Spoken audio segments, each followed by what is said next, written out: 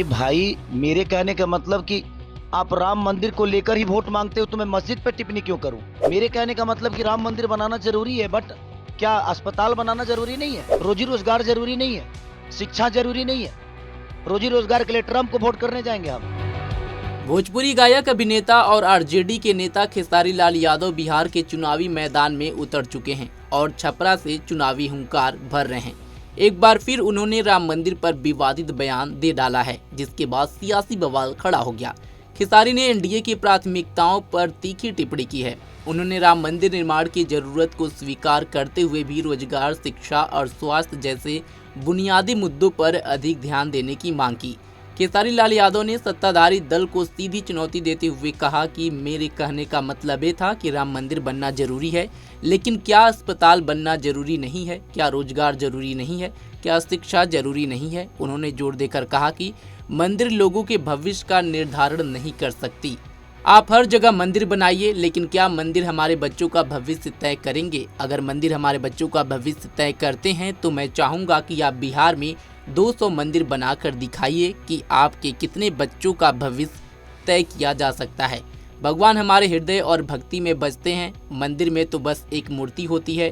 तो सब कुछ बनाइए, सिर्फ मंदिर ही क्यों? साथ ही उन्होंने वोट पर भी बात करते हुए कहा कि रोजी रोटी के लिए वोट मांगने हम ट्रम्प से जाएंगे। सुनिए खेसारी लाल यादव ने राम मंदिर के मुद्दे पर क्या कुछ कहा। अरे भाई, मेरे कहने का मतलब कि आप राम मंदिर को लेकर ही वोट मांगते हो तो मैं मस्जिद पे टिप्पणी क्यों करूं?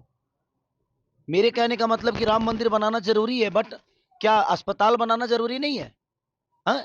रोजी रोजगार जरूरी नहीं है? शिक्षा जरूरी नहीं है? रोजी रोजगार के लिए ट्रम्प को वोट करने जाएंगे हम कि आप ही को करेंगे? आप ही को किए हैं? मैं ये कह रहा हूं कि आप बनाइए, दुनिया में सारे हर जगह मंदिर बना दीजिए, लेकिन मंदिर से हमारे बच्चों का भविष्य तय हो जाएगा?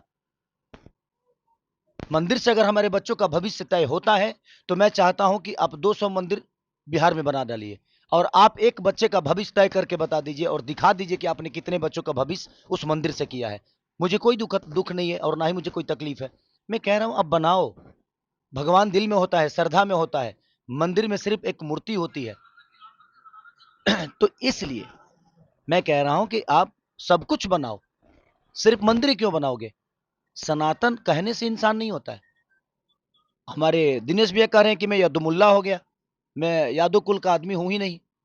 भाई, आप 10 साल बाद आपको सनातन याद आया? 10 साल पहले जब आप सिनेमा लाइन में थे और आज भी है, तो आप मुसलमान के कैरेक्टर में फिल्म क्यों करते थे? आपको नहीं करना चाहिए था। उस समय मुसलमान बुरे नहीं थे। तो बात वहां है ना कि बदलते ये लोग हैं। इनसे आप जब विकास की बात कहिएगा और करिएगा ना, तो ये आपको डायरेक्ट लेके जाएंगे मंदिर मस्जिद के पास, और नहीं तो सनातन पे ले जाएंगे और बेमतलब की बातें करेंगे और उसी में आपको उलझा देंगे।